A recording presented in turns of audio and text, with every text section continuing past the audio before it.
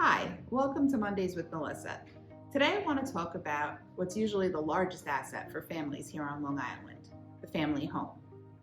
Yesterday I met with a potential client who lived with her grandmother, and her grandmother wanted to make sure that the house, when she passed away, would go to this particular granddaughter, and there were other family members involved.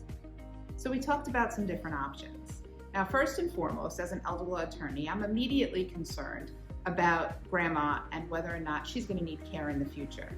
So I think, okay, maybe we need to put this house into an irrevocable trust because, as we all know, there's a 5-year look back for institutional Medicaid. And I say we all know that because I'm sure you've been watching. So we want to get that house out of grandma's name and start that 5-year clock.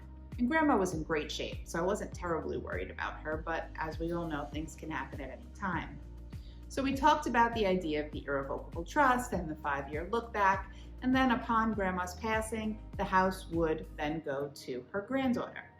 So they weren't necessarily too keen on the idea of Medicaid planning at that point in time. They wanted to know what other options there were.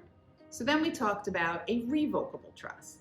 Putting the house into a revocable trust would really help with the situation of there being other children and grandchildren who might contest or look for their portion of grandma's estate. Grandma really wanted the house to go to this particular grandchild. So we talked about the revocable trust because if we put the house in the revocable trust, the house would pass automatically to whomever grandma said. But I wasn't crazy about that idea because I was really worried, I am really worried about what if grandma needs care. So then we talked about the possibility of a transfer with a life estate. And this is not something that I do very often anymore because, as I'm sure you've heard me talk about before, transferring outright to individuals puts the assets at risk because you never know what's going to happen in that individual's life. Well, here's a situation where maybe the benefit outweighs the risk. Maybe grandma transfers the house to her granddaughter now, during her lifetime. Still a 5-year clock that has to pass, just like with the irrevocable trust, but we're going to have grandma retain a life estate, which means she has the right to live in the home as long as she's alive. She keeps all of her tax exemptions, and she remains responsible for all of the expenses and the upkeep on the house. But the remainder interest belongs to the granddaughter. So when grandma passes away, the full house passes to the granddaughter, and she gets a step up in tax basis, which is a whole other episode of Mondays with Melissa. But she gets that same step up in basis regardless of these 3 different options of transferring the house. But I want to ensure that you understand she still gets a step up in tax basis, which is a great benefit if we do the life estate transfer, as long as the house is not sold while grandma is still alive, which they assured me really wasn't the plan.